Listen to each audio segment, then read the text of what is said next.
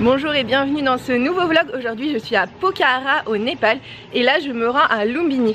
Lumbini c'est une ville très spéciale puisque c'est là où Bouddha est né. Je dois donc prendre un bus, pour ça je me rends au parking des bus touristiques. Le bus devrait me prendre, je sais pas trop, 6, 7 heures, 8 heures. Au Népal, les routes sont pas vraiment des routes goudronnées comme on connaît en France, c'est plus ce qu'on appellerait des pistes.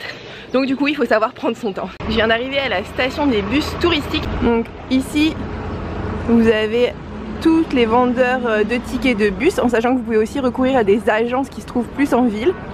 Et là vous avez le parking des bus. Il y a énormément de bus qui vont pour partout. Béchichar c'est pour faire le trek des Annapurna. Lumbini c'est là où je vais. Et il y en a encore d'autres. Et moi je prends celui Pokhara Lumbini 8h30. Le seul petit détail c'est que je ne sais pas comment faire pour trouver mon bus. Je pense que la compagnie s'appelle Sangot, mais je suis pas tout à fait sûre. Du coup j'en ai acheté un. Apparemment c'est du chocolat au milieu et ça m'a coûté 100 roupies. Dans cette gare routière, il n'y a absolument aucun panneau d'affichage vous permettant de connaître le quai. D'ailleurs, il n'y a pas de quai. Mais ce qui est cool, c'est qu'en fait, tous les gens le savent. Et donc quand vous arrivez dans la gare, ils vous demandent où vous allez et ils vous montrent votre bus. Et donc en 10 secondes, j'avais mon bus encore plus facilement que s'il y avait des panneaux.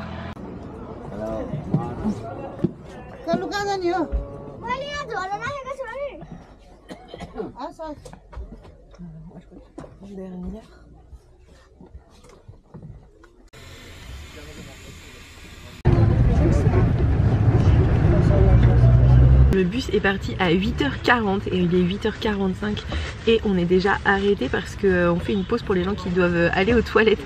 Alors c'est rigolo parce que moi je fais plutôt pipi avant de monter dans le bus et pas 5 minutes après être parti, j'avais pas pensé à ça.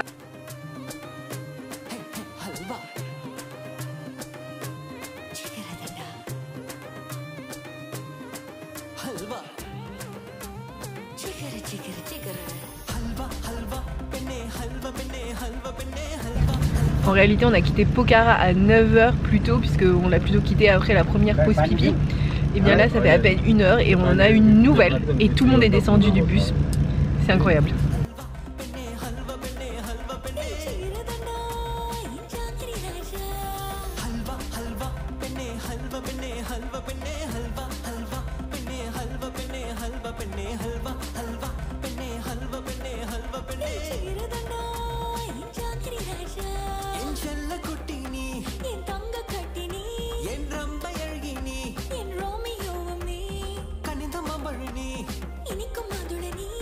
Regardez le pont, là vous le voyez mieux, c'est incroyable.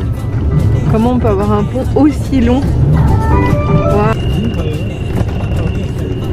Jusqu'à présent on est complètement sur des routes de montagne qui serpentent un peu partout. La montagne c'est vraiment une montagne luxuriante, hyper verdoyante et pourtant assez haute.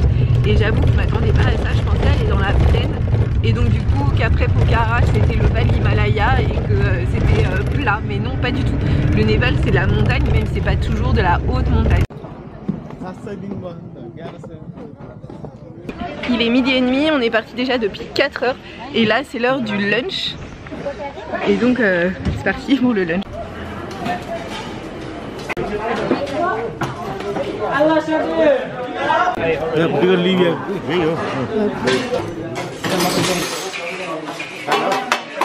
Alors vous achetez un ticket, j'ai pris un ticket végétarien pour 250. Il y a ce monsieur qui vous donne du coup un plateau et un bol. Et ensuite c'est un self-service, donc vous avez plusieurs plats et vous vous servez en fait. Donc là vous récupérez des gobelets, vous pouvez prendre de l'eau. Ensuite ici il y a tous les plats, malheureusement ils les ont couverts donc vous pouvez plus les voir. Et juste derrière vous avez la cuisine où ils font des boules de pain a priori. Et là j'ai l'impression que ça c'est le four à pain. C'est un dal bhat tout simplement. Et donc maintenant je sais comment ça marche. Vous avez en première partie vous avez de la soupe aux lentilles qui vont servir en fait de sauce pour le riz. Et après vous avez des petits légumes et des pois chiches avec une crêpe de chapati. J'ai jamais mangé encore de crêpe de chapati depuis que je suis là et je vais vous montrer ce que ça donne.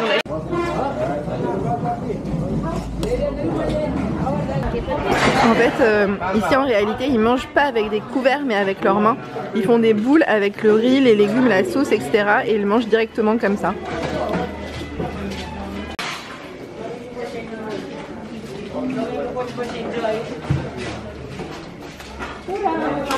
Voici la vue dans mon resto à 250 roupies pour un plat à volonté trop bon. On voit en bas des gens qui travaillent au champ avec le chapeau traditionnel. Je sais pas exactement ce qu'ils font. Ah si, je pense que je sais. Ils ont du riz là. Ils sont en train d'extraire les grains de riz. Regardez. Et en plus, vous pouvez venir vous servir une première fois, vous resservir vous-même. Et il y a même des serveurs qui passent avec comment dire, du surplus et qui vous en proposent, etc. à table directement, que ce soit du riz ou des légumes. Je suis trop contente parce que c'était une vraie expérience locale. Très clairement, c'était juste trop bon, ça avait plein de goût, c'était à volonté. C'était un super bon dalbat parce que parfois les dalbats, quand ils sont plus touristiques, ils ont moins de goût. Et là, il était trop bon, tout ça sortait très bien, il n'y avait pas de touristes et ça m'a coûté 250 roupies. Alors le moment que je ne préfère pas, les toilettes. Tadam! C'est horrible. Vraiment, c'est un cauchemar.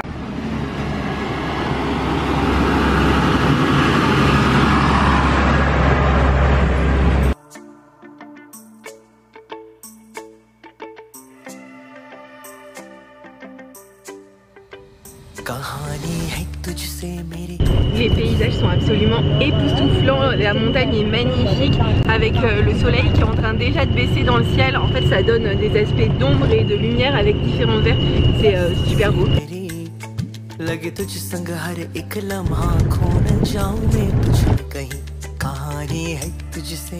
Alors je viens de passer 7h45 dans ce bus pour faire 200 km parce qu'en fait c'était pas des pistes, hein, c'était des vraies routes mais beaucoup de routes en montagne et du coup bah, il a fallu prendre le temps. Et donc là je suis arrivée à Lumbini Bazar.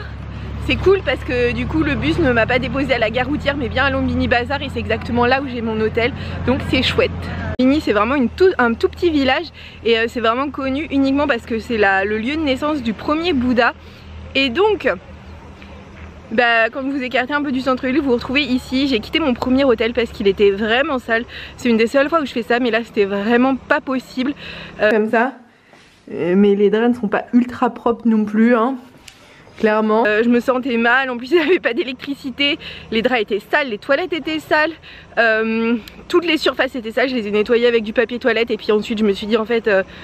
quoi qu'il arrive, même si je nettoie toutes les surfaces avec du papier toilette, je vais pas pouvoir nettoyer les draps et je vais quand même devoir dormir dedans et c'est compliqué. Donc me voici ici, un peu excentré, au milieu des champs de riz. Mon hôtel c'est celui-là et il est carrément propre. Je me trouve actuellement à 8 km de la frontière de l'Inde et pour être honnête, j'ai l'impression de me sentir beaucoup plus en Inde qu'au Népal. Regardez derrière moi, il y a ce qu'on appelle ici un rickshaw, ce qu'on appelle dans beaucoup d'endroits un tuk-tuk. Et les gens aussi ressemblent beaucoup plus à des Indiens, les femmes sont plus habillées comme les Indiennes, etc.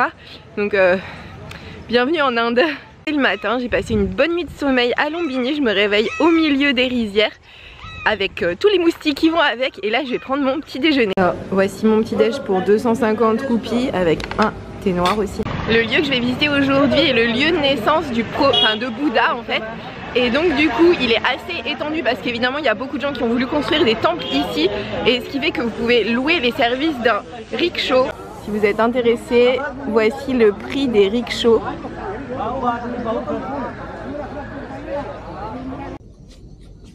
Tout autour du site, en fait il y a une immense forêt comme ça. Et ça leur permet de protéger le site au cas où il y ait d'autres excavations à faire. Regardez tous ces singes, il y en a partout. Ils sont pas trop mignons, sérieusement. C'est la folie. Regardez-les tous les deux, en train de s'enlever leur poux avec le bébé comme ça qui est dans les bras. C'est trop choupinou. Et lui aussi, il a un autre bébé. Ils se font des petits câlins comme ça. Il est trop mignon.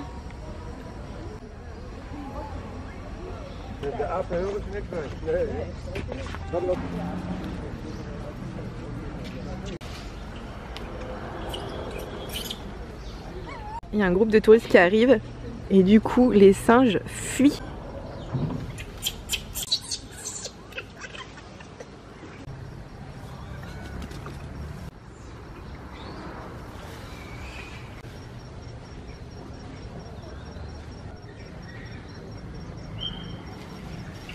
Bon bah voilà, j'ai déjà passé une excellente journée parce que je n'avais absolument jamais vu autant de singes. Il y a des familles, il y a tout un tas de bébés qui sont en train de se chamailler, qui jouent dans les arbres, qui jouent par terre. Je suis vraiment juste à côté d'eux, ils ont absolument pas peur de moi parce que je suis toute seule alors qu'ils ont vraiment peur des gros groupes qui arrivent et c'est trop génial.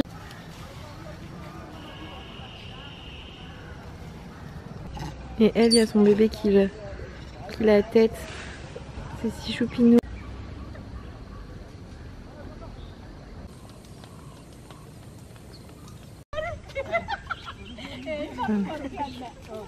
Voici les règles de vie ici. Interdiction de tuer des êtres vivants, interdiction de prendre ce qui ne vous est pas donné, interdiction d'harceler sexuellement, interdiction de dire des mensonges et interdiction de prendre de la drogue. Achetez votre ticket ici, là, et ça coûte 700 roupies pour quelqu'un qui est étranger. Vous devez retirer vos chaussures. Le temple de Maharadevi est l'un des 4 lieux de pèlerinage des bouddhistes les plus importants car c'est ici que serait né Bouddha. Et en fait vous rentrez dans le temple de Maharadevi et c'est plus une enceinte qui protège d'anciennes ruines. C'est des ruines qui ont été construites en 249 avant Jésus-Christ par l'empereur Osaka. Ou Asoka peut-être, je crois plutôt, et qui en fait a construit ces ruines en l'honneur de la naissance de Bouddha qui serait survenue en 649 avant Jésus-Christ. Ce qui se trouve à l'intérieur du temple n'est pas franchement très impressionnant quand on n'est pas bouddhiste. Par contre ce qui est impressionnant ici c'est que tout autour il y a des gens qui prient. Alors ils prient avec des moines qui semblent mener la prière et toutes les personnes, les femmes et les hommes sont habillés en blanc, elles sont séparées et ils prient en fait tout autour du temple. Tout autour du temple il y a d'immenses pièces d'eau artificielles qui forment un cercle et avec au milieu des petites fontaines et tout autour de la nature assez sauvage et c'est juste super beau.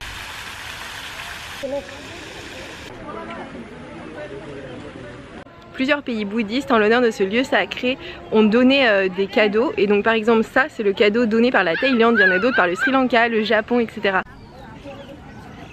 La zone de Lumbini a été divisée en 2 zones. La première zone c'est la zone du temple de Mayadevi et la deuxième zone c'est la zone du canal. Ce canal il fait 1,6 miles de long, il est divisé en 2 zones, de chaque côté ils ont distingué des parcelles et l'objectif à terme c'est qu'il y ait des écoles bouddhistes de chaque côté. Pour l'instant il n'y en a que 3.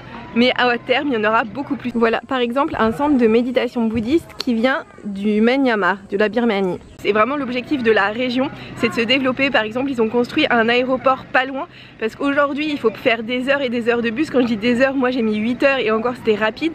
Et donc du coup, ça empêche le tourisme international de se développer. Et grâce à l'aéroport, ils s'estiment attirer beaucoup plus de touristes.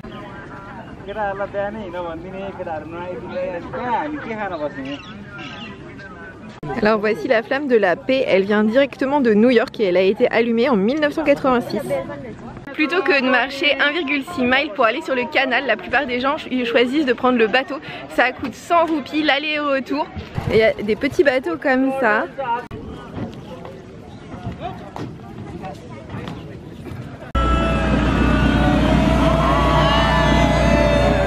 Ces espèces de marécages avec des arbres qui poussent. Je trouve ça féerique, ça me fascine totalement.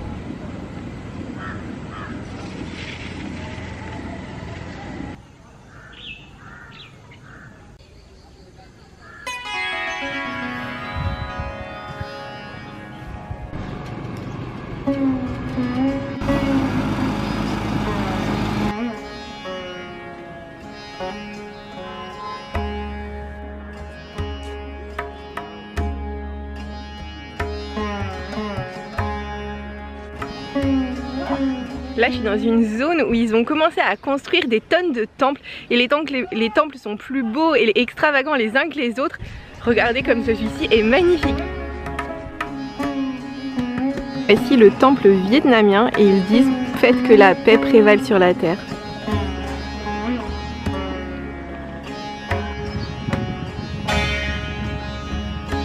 Je suis actuellement dans le temple népalais.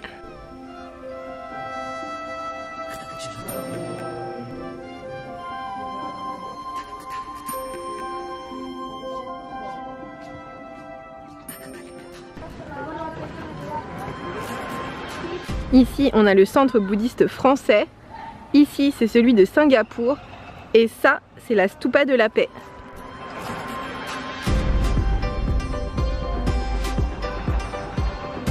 Cette fleur est trop belle et elle est en train d'être butinée par un beau papillon.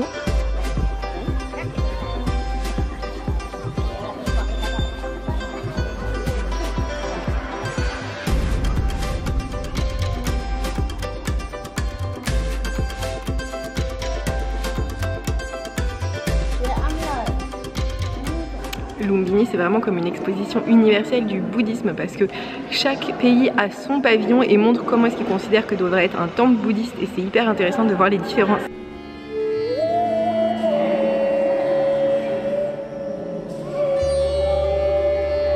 Par exemple, le temple dans lequel je suis a été fondé par une Allemande en s'inspirant du style tibétain.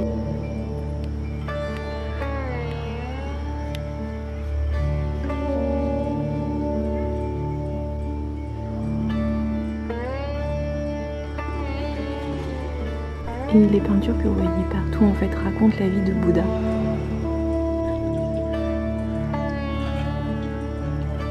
Dans le jardin tout autour du temple, vous avez plein de petites statues trop mignonnes. Lumbini market? Yeah, market. 500. 500? Yes. No. 500, one car. 250.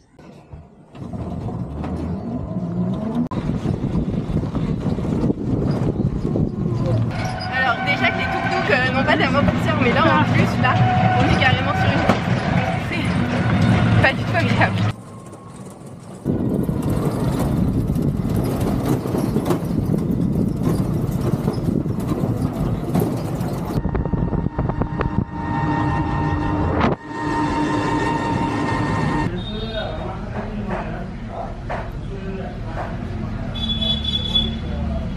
Il s'avère que j'avais faim et j'étais à plus de 3 km de Lumbini Bazar, là où il y a tous les restos. Du coup j'ai pris un tuk-tuk, ça fut une aventure.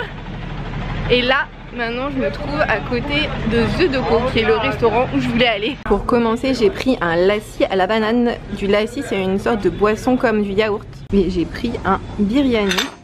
Ça m'a l'air trop bon. Regardez, waouh. Alors j'ai pris un biryani c'est un plat originaire d'Inde, mais souvent d'Inde du Nord, et en l'occurrence cette Inde du Nord se trouve à 8 km d'ici, donc autant vous dire que mon biryani il a été fait à l'indienne et il était juste super bon, excellent. Donc le lassi à la banane m'a coûté 165 et le biryani 350.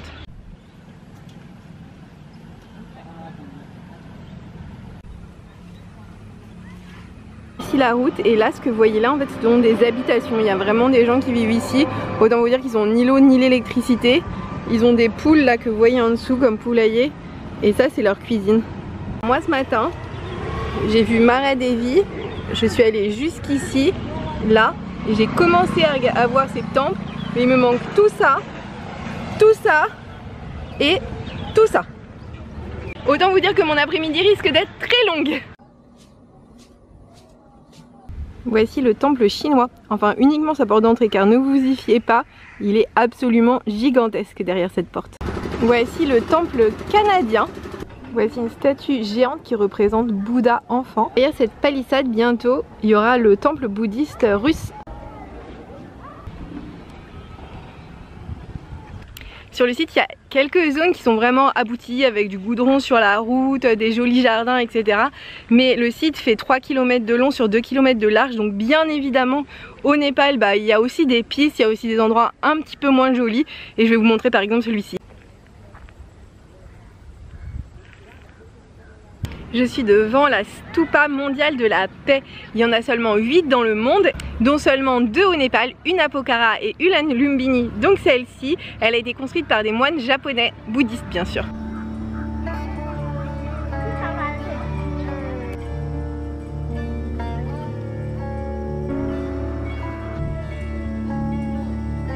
Dans une pagode, il faut toujours marcher dans le sens des aiguilles d'une montre. Cette pagode est beaucoup trop loin du site de Maradevi puisqu'il faut marcher quasiment 1 heure pour la rejoindre. Du coup elle est complètement vide, il n'y a quasiment aucun touriste. Je n'aurai clairement pas terminé de voir tous ces temples, mais bon, il faut quand même que ça s'arrête. Le bilan de ma journée, c'est qu'ici c'est comme un site archéologique, ça m'a donné cette idée là, alors que tous les temples sont nouveaux, ça m'a donné cette idée là, parce qu'en fait c'est des temples magnifiques, de la forêt, des terrains vagues, des temples magnifiques. Et souvent les sites archéologiques, comme ils ont été abandonnés, ça ressemble à ça. Donc c'est assez innovant comme expérience. En tout cas ça m'a plu. Après est-ce que c'est un incontournable au Népal? Je pense qu'il y a des choses encore plus extraordinaires. Le deuxième conseil, c'est ne payez pas pour Mara Devi si vous n'êtes pas bouddhiste, parce que ça coûte 700 roupies, et que si vous n'êtes pas bouddhiste c'est juste des morceaux de ruines de murs sans grand intérêt, et tout le reste du complexe est gratuit, alors que c'est le reste du complexe qui à mon sens est plus intéressant. Donc voilà, c'était mes petits conseils. Oh, ça doit être la maman et l'enfant qui vont boire l'eau du canal. Regardez, c'est trop mignon. Ah, il lui sent les fesses après. Encore parce qu'il y a un gros groupe d'humains qui arrive, et quand il y a un humain comme moi, bah je crois qu'ils savent gérer, ça leur fait pas trop peur. Hop, ils se poussent. Mais dès qu'il y a un énorme groupe, ils se disent en fait qu'ils peuvent pas gérer et ils s'enfuient dans les arbres et tout. C'est assez terrible, ça les terrorise un petit peu quoi. Hop, là. Hop, hop, hop. C'est trop mignon.